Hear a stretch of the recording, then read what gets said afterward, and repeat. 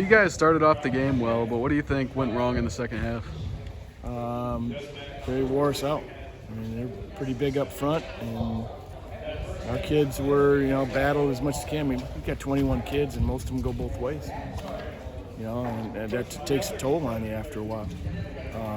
I'm sure that they probably had a nice discussion at halftime about being down 7-6 to somebody that's 3-2 and got 21 kids on the sidelines. And we knew that they were going to come out hard. Hindsight being 2020, I wish I would have taken the wind at my back in the third quarter. Might have helped us a little bit instead of trying to wait for it in the fourth.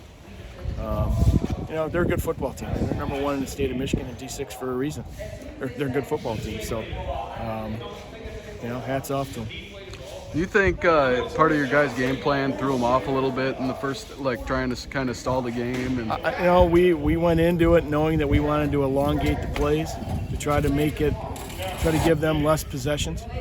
I don't know if that hurt them or helped them. It certainly helped us. It gave us an opportunity to rest some of our kids that go both ways by staying in a huddle. We normally don't huddle. It's the first time all year first time in 2 years that we've huddled. So we knew that the matchups were difficult for us, especially up front. So by extending the game, we stayed in the hunt. We just, the opening kickoff of the second half was a backbreaker. I know it's only one touchdown, it's one score, but, they did that to us a year ago too. Returned to kickoff right before half. Long story short, they're a better football team than we are right now. We fought as hard as we could with the kids that we had, and now it's playoff time. Yeah, so speaking of playoffs, talk about your guys' district. You got Ithaca and Pewamo in there, but yep. The rest of it's pretty favorable, especially your first round.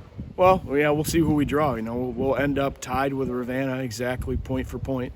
We'll probably have to have a coin flip to figure out who's going to be what seed in the district. I don't know if we'll end up seeing them or not. It depends on if we're 4 or 5. We might end up seeing those guys. So, we'll play as hard as we can, and hopefully we get a first-round home game. That'd be nice. First time in 20-some years that North Muskegon would be hosting a playoff game.